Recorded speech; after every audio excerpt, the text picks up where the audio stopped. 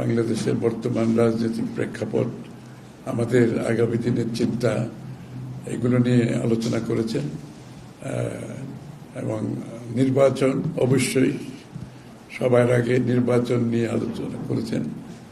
নির্বাচনে ফেব্রুয়ারিতে হতে যাচ্ছে, এই জন্য সবার তো একটা স্বস্তি আছে, সন্তুষ্টি আছে এবং আশা করছে আমরা দ্রুত নির্বাচনের দিকে গিয়ে আমাদের যে গণতান্ত্রিক প্রক্রিয়ায় অর্ডারের দেশটা ফিরে যাবে। কারণ তারাও তো সবাই অপেক্ষা করছে, অনেক কিছু অপেক্ষা করছে একটি নির্বাচিত সরকারের উপর। তাদের কর্মকাণ্ড আগামী দিনে কি হবে নিশ্চিতভাবে সবাই, এগুলো তো স্বল্পমেয়াদী, মধ্যমেয়াদী, দীর্ঘমেয়াদী অনেক সিদ্ধান্ত আছে যেগুলো একটা নির্বাচিত সরকারের সাথে সবাই স্বস্তি বোধ করে। তো এগুলো নিয়ে অনেক আলোচনা হয়েছে নির্বাচন মূলত।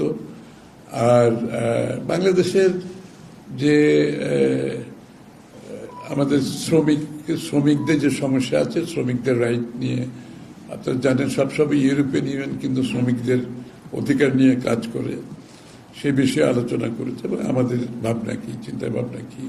আগামী দিনে পার্লামেন্টকে তারা সহযোগিতা করতে চাচ্ছে এবং পার্লামেন্টের কার্যক্রমকে স্বচ্ছতার সাথে যাতে পরিচালনা করা যায়, তো ইউর পক্ষ থেকে তারা সহযোগিতা করতে চাচ্ছে এবং যেটা আমাদেরও ইচ্ছা, বাংলাদেশের বিচার বিভাগকে স্বচ্ছতার সাথে পরিচালনা করার বিষয়টি উঠে আসছে এবং বিচার বিভাগে যে সেক্রেটারিয়েট করার যে কথাগুলো আলাপে আসছে, যেটা তো বিএনপির, আমরা নিজেরাই প্রপোজাল দিয়েছি, বিচার বিভাগের নিজস্ব সচিবালয় থাকার প্রয়োজনীয়তা আছে।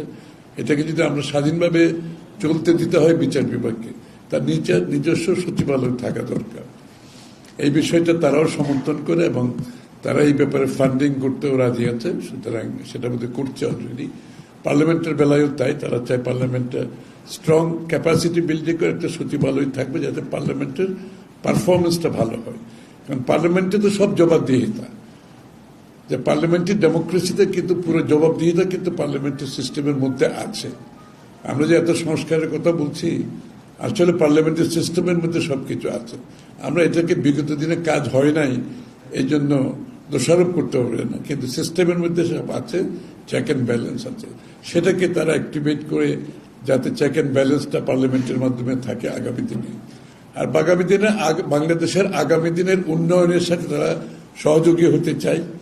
তাদের শুধুমাত্র তাদের যে আমাদের ওই অনুদান, ঋণ, এর বাইরেও তারা অন্যভাবে অর্থায়নের চিন্তা করছে, যে নতুন নতুন অর্থায়নের অনেক পোর্টফোলিও, অনেক চিন্তা আছে। বাংলাদেশে বন্ড, গ্রিন বন্ড ইস্যুর মাধ্যমে অর্থায়নের যে অনেকগুলো দিক আছে যেটা আমরা বিগত দিনে করতে পারি নাই, সেগুলো আগামী সরকার আসলে তারা করতে চাচ্ছে, সহযোগিতা করতে চাচ্ছে, অর্থনৈতিকভাবে আমাদের উন্নয়ন কর্মকাণ্ডে অংশীদার হতে চায়। আমাদের জন্য এটা খুবই ভালো লক্ষণ যে সাধারণ ঋণ এবং অনুদানের বাইরে গিয়ে যে তারা একটা নতুন পথ উন্মুক্ত করছে বাংলাদেশ সরকারকে এবং আমাদের প্রাইভেট সেক্টরকে সহযোগিতা করার জন্য। তারা খুবই আগ্রহী আগামী দিনের উন্নয়নের জন্য। তো আমরা আশা করি, এবং বিএনপির কর্মসূচির সাথে তাদের চিন্তার বহুলাংশে মিল আছে, সুতরাং এটাতে তারা সন্তোষ প্রকাশ করছে।